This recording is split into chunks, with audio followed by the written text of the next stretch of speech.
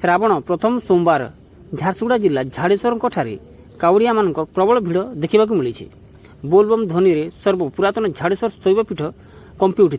प्रथम सोमवार रे हजार हजार भक्तों समागम होता। आज श्रावण सोमवार एने झारसुगुड़ा इब नदी और खिरवाल नदी रे स्नान कर जल उठाई मंदिर को जाई महादेव को पूजार्चना करने पर जल चढ़ाई। भिड़ नियंत्रण पर मंदिर प्रशासन तरफ व्यवस्था कर जाइथिला।